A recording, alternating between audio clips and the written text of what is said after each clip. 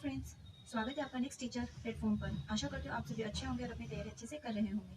आज हम ईवीएस के प्रीवियस से 2024 के क्वेश्चंस की सीरीज जो कि 6 क्लास है अपनी, उसको स्टार्ट करने जा रहे हैं। तो चलिए स्टार्ट करते हैं। फर्स्ट क्वेश्चन है, वे जीव जो केवल पादप पदार्थों का उपभोग करते हैं कहलाते हैं। पादप पदार्थ मतलब क्या? जो पेड़ पौधे पर निर्भर है ना।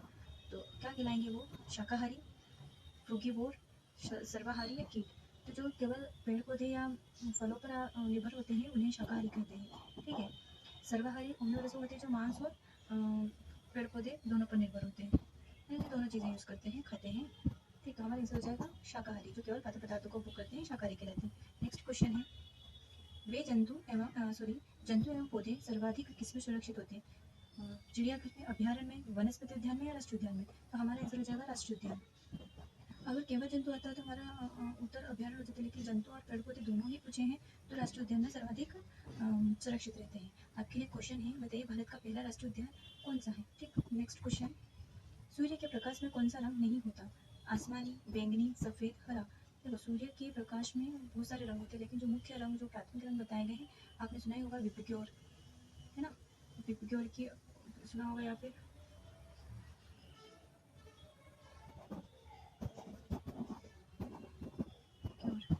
ठीक है, लाल, नारंगी, पीला, हरा, आसमानी या नीला भी कहते हैं, बैंगनी,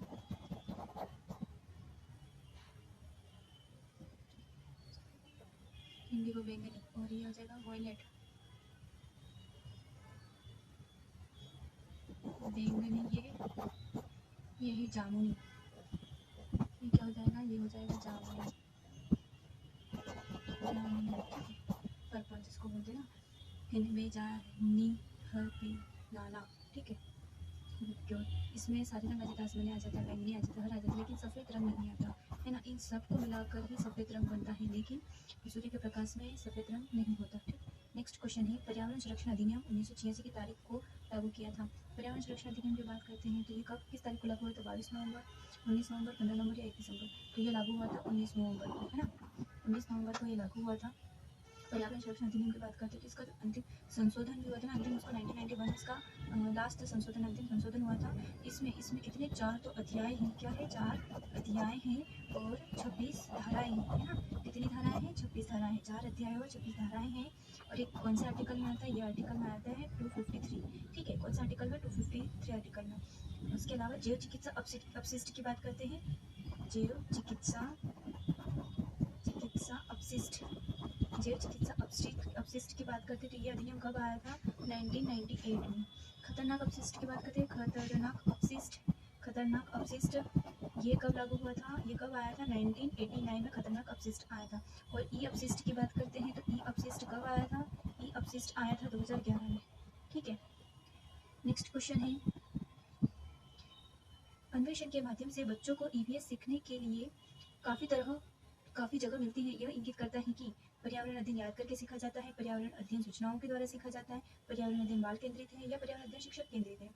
तो पर्यावरण अध्ययन बाल केंद्रित है, यही इंगित करता है। ठीक है, next question, ITCZ intertropical convergence zone की शिफ्ट के कारण दक्षिण गोलार्ध की व्यापारिक हवाएं भूमध्य रेखा को पार करती हैं। 80 डिग्री और 90 डिग्री पूर्वी देशांतर, 40 डिग्री और 60 डिग्री पूर्व देशांतर, 50 डिग्री और 70 डिग्री देशांतर पूर्व देशांतर, या 20 डिग्री और 30 डिग्री पूर्व देशांतर। तो हमारा आंसर हो जाएगा 40 डिग्री और 60 डिग्री पूर्व देशांतर। इसकी बात करते हैं ITCZ की, है ना, जिसको हिंदी में कहते हैं अंत उष्णकटिबंधीय अभिसरण क्षेत्र, है ना। ये भू मध्य रेखा पर स्थित एक निम्न दाब का क्षेत्र है। ये क्या है? ITCZ निम्न दाब का क्षेत्र है ना, निम्न दाब का क्षेत्र है, निम्न दाब क्षेत्र। ठीक है, और ये कहाँ पर है? भूमध्य रेखा पर स्थित है ना, भूमध्य रेखा पर स्थित है ये, है ना। और इसमें क्या होता है? यह एक ऐसा क्षेत्र है जहाँ जलवायु ऊपर उठती है ना, जलवायु ऊपर उठती है और दाब को प्रवेश करती है। जुलाई के महीने में यह 20 डिग्री और 25 डिग्री नॉर्थ, है ना, नॉर्थ अक्षांश के आसपास स्थित अंधक उष्णकटिबंधीय अभिसार क्षेत्र को कभी कभी मानसूनी गर्त भी कहते हैं, है ना। ये गंगा का क्षेत्र में पाया जाता है ना। अगर ये दक्षिणी गोलार्ध पूछा, अगर इसके जगह उत्तरी गोलार्ध पूछते तो 20 डिग्री और 50 डिग्री नॉर्थ लैटिट्यूड हो जाता है ना। इस मानसून गति के कारण भारत में उत्तर और उत्तर पश्चिम क्षेत्रों में तापीय निम्न का गठन होता है ना। अब बात करें थे दक्षिण गोलार्ध की, तो अंधक उष्णकटिबंधीय जो हमारे क्वेश्चन में पूछा गया है, अतः उष्णकटिबंधीय अभिसरण क्षेत्र दक्षिण की ओर बढ़ता है और इसीलिए सर्दियों के मौसम में, ये क्या है जनवरी में है ना, जनवरी में ये 40 से 60 डिग्री में है ना, जनवरी में उत्तर पूर्व से दक्षिण और दक्षिण पश्चिम की ओर पवनें उल्टी दिशा में बहती हैं। दक्षिण गोलार्ध की व्यापारिक पवनें अंतः उष्णकटिबंधीय अभिसरण में परिवर्तन के कारण 40 से 60 पूर्वी देशांतर के बीच भूमध्य रेखा को पार करती हैं और कोरियोलिस बल के कारण दक्षिण पश्चिम से उत्तर पूर्व की ओर बढ़ती हैं। किस बल के कारण? कोरियोलिस बल के कारण ये दक्षिण पश्चिम से उत्तर पूर्व की ओर बढ़ने लगती हैं। इसे ही दक्षिण पश्चिम का मानसून कहा जाता है, या इसी से दक्षिण पश्चिम का मानसून का विकास होता है ना। ये प्रेशर डालती है। ठीक है, तो ये दो क्वेश्चन बन जाएंगे। दक्षिण गोलार्ध का है तो ये, और पश्चिमी उत्तरी गोलार्ध का पूछते हैं जुलाई में 20 डिग्री से 25 डिग्री हो जाता है। अब भारत में मौसम विज्ञान विभाग 2021 के अनुसार भारत में औसत वर्षा कितनी हुई है? 2021 के अनुसार 119 सेंटीमीटर हुई है ना। और भारतीय मानसून मुख्य दो मौसमों में विभाजित होता है। पहला है दक्षिण पश्चिम मानसून है ना, जो मुख्य वर्षा का मौसम होता है। ठीक है, और जो देश की कुल वर्षा का 70 से 90% तक लाता है ना। जो अभी जो सीजन है अपना, ये दक्षिण पश्चिम मानसून का सीजन है, ये जून में स्टार्ट हो रहा है, जून जुलाई में है ना। और दूसरा सीजन होता है उत्तर पूर्वी मानसून, जिसे पीछे हटने वाला मानसून भी कहते हैं, और मुख्य रूप से दक्षिणी प्रायद्वीप क्षेत्रों को प्रभावित करता है। ये क्वेश्चन बनता है कि लौटता हुआ मानसून किसे कहते हैं? उत्तर पूर्वी मानसून को लौटता हुआ मानसून कहते हैं ना। नेक्स्ट क्वेश्चन है, जल निकायों में सीवेज की निकासी मछलियों के लिए हानिकारक क्यों? पोषण की कमी, पानी में अत्यधिक कार्बन डाइऑक्साइड मिलाई जाती है, यह एक बुरी गंध देता है, या शैवाल प्रस्फुटन की उपस्थिति से ऑक्सीजन की कमी की दर बढ़ जाती है। तो हमारा आंसर यही होगा, ऑक्सीजन की कमी हो जाती है ना। ऑक्सीजन, डिजोल्व ऑक्सीजन है ना, जल में ऑक्सीजन की मात्रा अगर 0.8 मिलीग्राम पर लीटर से कम होती है तो यह प्रदूषित जल है ना, प्रदूषित हो जाएगा जल। और 0.4 मिलीग्राम पर लीटर है तो अति प्रदूषित है, अति प्रदूषित जल है ना। और इसको नापने के लिए BOD 5 इसका फुल फॉर्म पूछा जाता है, biochemical oxygen demand in 5 days, इसका ये फुल फॉर्म होता है ना। ये जैव पदार्थों के अपघटन के लिए आवश्यक ऑक्सीजन मात्रा को नापता है। जल में प्रदूषित होने पर BOD की मांग बढ़ जाती है ना। अगर DO कम होगा ना तो उसकी मांग, ये BOD की मांग बढ़ जाती है। ठीक, एक COD भी आता है, केमिकल ऑक्सीजन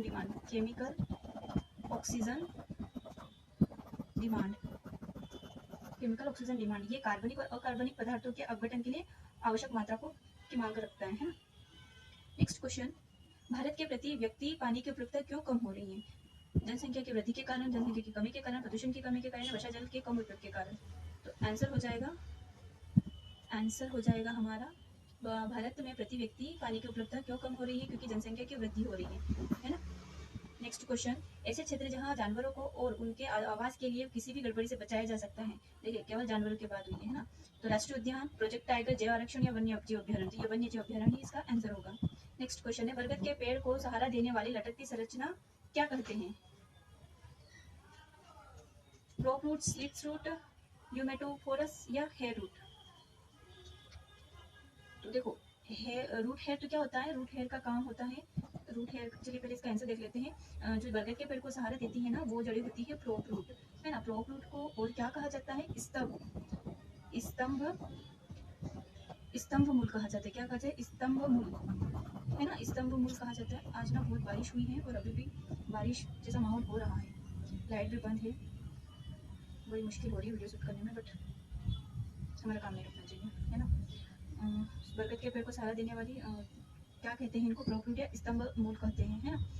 ठीक है, हमारा ये आंसर हो जाएगा। अब बात कर लेते हैं रूट हेयर की। तो रूट हेयर क्या होता है? देखा होगा आपने, जैसे कोई भी इसकी छोटी छोटी सी जड़ी होती होगी ना, तो इनका ही ये कि जल व खनिज का अवशोषण करना इनका काम, जल व खनिज का अवशोषण करना इनका काम है ना। और इस विधि को क्या कहते हैं? जो जल व खनिज का अवशोषण करते हैं, इस विधि को कहते हैं परासरण की विधि। क्या कहते हैं? परासरण की विधि। ठीक है, स्लीप रूट क्या होता है? स्लीप रूट को स्तंभ मूल कहते हैं, है ना, स्तंभ मूल कहते हैं। ठीक है, इनके एग्जाम्पल देख लेते हैं।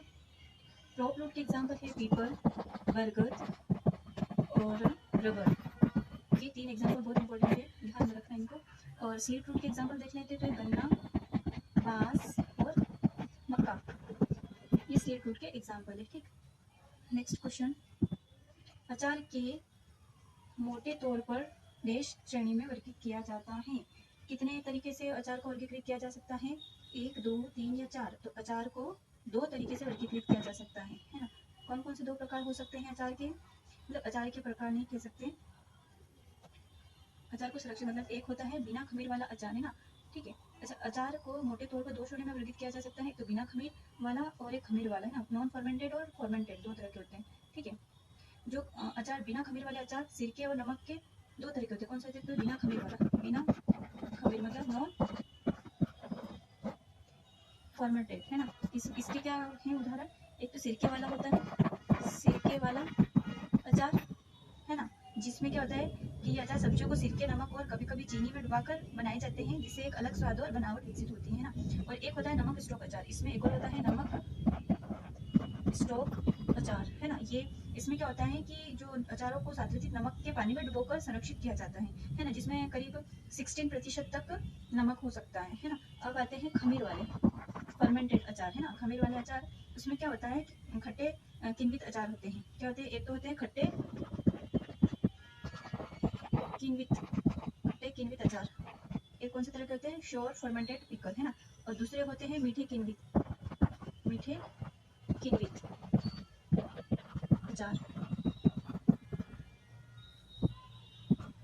ठीक है,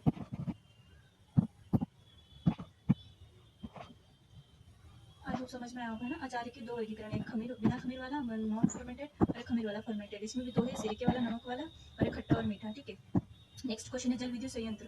जल विद्युत संयंत्र है प्रदूषण और नवीनीकरण, प्रदूषितकारी और गैर नवीनीकरण, गैर प्रदूषितकारी और गैर नवीनीकरण, गैर प्रदूषितकारी या नवीनीकरण। तो इसका आंसर हो जाएगा कि जल विद्युत गैर प्रदूषणकारी और नवीनीकरण, मतलब प्रदूषण नहीं करता और इसे बाद में भी बनाया जा सकता है ना।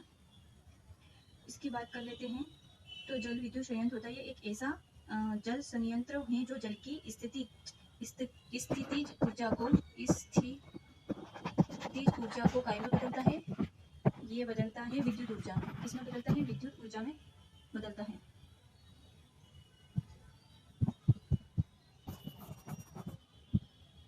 स्थितिज ऊर्जा को विद्युत ऊर्जा में बदलता है ना। ये संयंत्र बांध के पीछे के जलाशय में संग्रहित पानी का उपयोग करते हैं। जब पानी बांध के माध्यम से नीचे की ओर बहता है तो यह टरबाइन को घुमाता है, जो बदले में जनरेटर को घुमाते हैं और बिजली उत्पन्न होती है ना। नेक्स्ट क्वेश्चन है, निम्नलिखित में से कौन नाविक प्रणाली के अनुप्रयोग हैं? आपदा प्रबंधन, मैपिंग और जियोडेटिक डाटा केयर और ड्राइवरों के लिए स्पष्ट दृश्य और आवाज नेविगेशन। तो ये पहला और दूसरा, दूसरा तीसरा, पहला तीसरा या तीनों, ये तीनों ही काम नाविक करता है ना। नेक्स्ट क्वेश्चन है, कौन सा ब्रह्मांडीय पिंड पृथ्वी से सबसे निकट है? ब्रह्मांडीय पिंड की बात हो रही है, ग्रह की या इसकी बात नहीं, पिंड की बात हो रही है ना। तो ब्रह्मांडीय पिंड में मंगल, सूर्य, चंद्रमा, शुक्र। तो चंद्रमा सबसे निकट है पृथ्वी से, है ना। ये ग्रह हो गए, ये उपग्रह हो गए, पिंड सब में काउंट होते हैं ना। तो सबसे पास में तो चंद्रमा ही है, तो हमारा आंसर हो जाएगा। चंद्रयान फर्स्ट कब लॉन्च हुआ था? 2008 में। Chandrayaan second 2019, Chandrayaan third 2023। Next question है, अखिल भारतीय मृदा सर्वेक्षण संगठन की स्थापना के समय इसका मुख्यालय कहाँ था? मुंबई, कोलकाता, नागपुर या दिल्ली? तो इसका आंसर होगा नागपुर। जब ये बना था अखिल भारतीय मृदा सर्वेक्षण, तब इसकी स्थापना के समय मुख्यालय नागपुर था, है ना। इसका स्थापना कब हुई थी? 1958 में, है ना। अखिल भारतीय मृदा सर्वेक्षण संगठन की स्थापना 1958 में हुई थी, तब नागपुर था। अब इसको क्या कहा जाता है? इसको कहा जाता है भारतीय मृदा एवं भूमि उपयोग सर्वेक्षण। भारतीय मृदा एवं भूमि उपयोग सर्वेक्षण, है ना। भूमि उपयोग सर्वेक्षण कहा जाता है। और अब इसका मुख्यालय है नई दिल्ली में इसका मुख्यालय है ना। 5 दिसंबर को विश्व मृदा दिवस मनाया जाता है, विश्व मृदा दिवस मनाया जाता है। ठीक है, और मृदा विज्ञान के जनक किसे कहा गया है? मृदा विज्ञान के जनक किसे कहा गया है? वसीली डोकुचेव को विज्ञान का जनक कहा गया है। ये रूसी वैज्ञानिक थे, है ना। और मृदा का पीएच मान कितना है? 7.2। नेक्स्ट क्वेश्चन, निम्नलिखित में से कौन सी मिट्टी कपास की खेती के लिए सबसे अच्छी है? खारी मिट्टी, काली मिट्टी, खारी मिट्टी, लेटराइट मिट्टी, काली मिट्टी, जलोढ़ मिट्टी। तो कपास की खेती के लिए काली मिट्टी सबसे उपयुक्त है। काली मिट्टी कौन कौन से राज्यों में पाई जाती है? एक तो राजस्थान, मध्य प्रदेश, महाराष्ट्र, है ना, गुजरात, राजस्थान में नहीं, गुजरात, महाराष्ट्र और मध्य प्रदेश, ये मुख्य 3 रीजन है जहाँ पर काली मिट्टी पाई जाती है ना। और काली मिट्टी को रेगुर मिट्टी भी कहते हैं, रेगुर मिट्टी चिन्नोबल मिट्टी कहते हैं, है ना। ये चिकनी मिट्टी होती है, इसकी जल धारण क्षमता अधिक होती है काली मिट्टी की।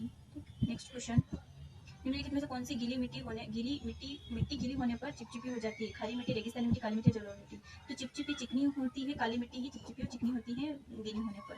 नेक्स्ट क्वेश्चन है, कंबाइन नामक मशीन की सहायता से निम्नलिखित में से क्या किया जा सकता है? थ्रेसिंग, जुताई, सिंचाई या निराई। तो कंबाइन मशीन क्या होता है? कंबाइन शायद इस नाम से नहीं समझ पाओगे, हार्वेस्टर, है ना। हार्वेस्टर जो होता है उसी को कंबाइन मशीन कहा गया है, और ये क्या करता है? थ्रेसिंग करता है, ठीक। नेक्स्ट क्वेश्चन है, अर्जुन सागर झील निम्नलिखित में से किस राज्य में? राजस्थान, हरियाणा, तेलंगाना या दिल्ली। तो अर्जुन सागर बांध जो है तेलंगाना में है, और कौन सी नदी पर है? यह है कृष्णा नदी पर। कुछ इंपॉर्टेंट बांध देख लेते हैं। मेट्टूर बांध, तो कावेरी नदी के ऊपर कौन कौन से बांध है ये देखते हैं ना। कावेरी नदी के ऊपर एक बांध है मेट्टूर बांध है, जो कि कहाँ है? तमिलनाडु में है ना। दक्षिण भारत का सबसे बड़ा जलाशय इसी के ऊपर है, दक्षिण भारत का, है ना। फिर आ जाती है कृष्णराज सागर बांध, ये कहाँ है? ये कर्नाटक में है, ये भी कावेरी नदी पर है ना। और एक नागार्जुन बांध कृष्णा नदी पर है, कर्नाटक में है ना। कृष्णा नदी पर और कौन कौन से बांध है? एक तो ये हो गया नागार्जुन सागर बांध हो गया, एक हो गया अलमाटी बांध हो गया। अलमाटी बांध कहाँ है? कर्नाटक में है ना। अलमाटी बांध भी कर्नाटक में है। एक और कावेरी नदी का बांध है ग्रांड एनीकट बांध, ये कावेरी नदी पर, ये सबसे पुराना बांध है ना, सबसे पुराना बांध है, ठीक है। हरिकेपेरा सतलज नदी पर है, उकाई बांध ताप्ती नदी पर है ना। तुंगभद्रा बांध तुंगभद्रा नदी पर कर्नाटक में ही है। और फरक्का बैराज गंगा नदी पर है, पश्चिम बंगाल में। इसका बनाने का उद्देश्य है कि गंगा के प्रभाव को बांग्लादेश में नियंत्रित करना। चंबल नदी पर गांधी सागर बांध, है ना। राणा प्रताप बांध, ये चंबल नदी पर है। Next question, FIFA world cup 2014 में जर्मनी के खिलाफ ब्राजील की नाटकीय हार में मैच के अंत में स्कोर क्या था? 2-5, 7-1, 6-0, 7-3। तो 7-1 इसका स्कोर रहा था। नेक्स्ट क्वेश्चन, परियोजना विधि में कौन सा कथन क्रिया पूर्व अवस्था में नहीं आता है? परियोजना कार्य की समस्या तथा उसके उद्देश्य कथन। परियोजना के स्रोतों एवं उपकरणों की पहचान, चुनी गई परियोजना के विभिन्न पक्षों को निर्धारित करना तथा नियोजित करना, परियोजना टीम को दीक्षित करना, मेल जोल बढ़ाना, भूमिका एवं कार्य बांटना। तो हमारे आंसर जो परियोजना के स्रोतों एवं उपकरणों को पहचानना, ठीक। नेक्स्ट क्वेश्चन है, निम्न में से कौन से संरक्षित क्षेत्र मध्य प्रदेश में है? जलपता बारा राष्ट्रीय उद्यान, सतपुड़ा राष्ट्रीय उद्यान, गौरमारा राष्ट्रीय उद्यान या बक्सर राष्ट्रीय उद्यान। तो मध्य प्रदेश में सतपुड़ा राष्ट्रीय उद्यान, ये पहला आरक्षित नेशनल पार्क है ना। नेक्स्ट क्वेश्चन है, भूकंप के दौरान भ्रंश फाल्ट टूटने से कंपन उत्पन्न होता है, उसे क्या कहते हैं? भूकंपी तरंग, भ्रंश रेखा, भूकंप स्लेट या विभंग रप्चर, तो भूकंपी तरंग कहते हैं, ठीक। नेक्स्ट क्वेश्चन है, भाप या बिजली जैसे निर्जीव ऊर्जा संसाधनों के उपयोग के आधार पर मशीन उत्पादन के उद्भव को क्या कहा जाता है? नगरीकरण, ग्रामीणीकरण, औद्योगिकरण या व्यवसायीकरण। तो इसको औद्योगिकरण कहते हैं, ठीक। नेक्स्ट क्वेश्चन है, परितंत्र के विभिन्न स्तरों पर विभिन्न प्रजातियों के ऊर्ध्वाधर वितरण को क्या कहा जाता है? परिस्थितिकी तंत्र, ऊर्ध्वाधरीकरण, स्तर विन्यास या पदानुक्रम। तो आंसर हो जाएगा स्तर विन्यास, ठीक है। नेक्स्ट क्वेश्चन है, जिस प्रकार का कोयला मृत और अपघटित पादप द्रव्य का एकमात्र द्रव्यमान होता है, उसे क्या कहते हैं? पीट, लिग्नाइट, क्वालिफिकेशन, बिटुमिनस। इसको कहते हैं पीट। सबसे लो क्वालिटी का कोयला है, और सबसे बेस्ट क्वालिटी का कोयला क्या कहलाता है? एंथ्रेसाइट कहलाता है। एंथ्रेसाइट सबसे बेस्ट होता है। फिर होता है बिटुमिनस, फिर होता है लिग्नाइट, और फिर होता है पीट, है ना। भारत में सर्वाधिक बिटुमिनस पाया जाता है ना। और कोयले का जो उत्पादन है, सबसे ज्यादा उत्पादन कोयले का कहाँ होता है? छत्तीसगढ़ में कोयले का सर्वाधिक उत्पादन होता है। और भंडारण कहाँ होता है सर्वाधिक? झारखंड में कोयले का सर्वाधिक भंडारण होता है। उत्पादन छत्तीसगढ़ और भंडारण झारखंड, ठीक है। नेक्स्ट क्वेश्चन, निम्नलिखित में कौन सा महासागरीय जल का एक लगभग पीएच मान है? 4.3, 5.4, 7.0, 8.1। तो समुद्र का जो पानी का जो pH मान है 8.1 है। जल का कितना है? जल का है 7, है ना, जल का है 7। दूध का है, दूध का कितना है? 6.4, है ना। मानव रक्त, है ना, ब्लड का कितना है? ब्लड का है 7.4। केला, केला कितना है इसका? इसका है 4.5 से लेकर 5.2 तक, ठीक है। टमाटर का कितना है? टमाटर का है 4.5, है ना। नींबू का कितना है? नींबू का है 2.4। मानव मूत्र का कितना होगा? मानव मूत्र का 4.8 से 8.4 तक मानव मूत्र का होता है, ठीक है। शराब का कितना होता है? शराब का होता है 2.8, ठीक है। नेक्स्ट क्वेश्चन, निम्नलिखित में से सीखने की प्रकृति नहीं है, सतत, रैखिक, समग्र या सक्रिय। तो आंसर होगा रेखीय। सीखने की प्रकृति नहीं होती है, सर्पिलाकार होती है ना, सतत, समग्र होती है, सक्रिय होती है, लेकिन रेखीय नहीं होती। भारत में प्रथम बायोगैस संयंत्र कहाँ पर स्थापित है? पिनाली, जयपुर, आगरा या दिल्ली। तो हमारा आंसर होगा पिनाली। पिनाली में भारत का बायोगैस, प्रथम बायोगैस स्थापित हुआ है, ठीक है। नेक्स्ट क्वेश्चन है CIET का पूर्ण रूप क्या होगा? Central institute of educational technology, committee on Indian educational technology, concept of Indian educational technology या central institute of educational theory. तो हमारा आंसर होगा central institute of educational theory, ठीक है। ऐसा कुछ फुल फॉर्म है जो थोड़े से इंपॉर्टेंट हैं, जैसे ये तो हो गया CIET। क्लास, क्लास का फुल फॉर्म क्या होता है? क्लास का होता है computer literacy, computer literacy and study, computer literacy and studies in school, ये इसका फुल फॉर्म है क्लास का। एक है NCIVE, इसका है नेशनल कमिटी फॉर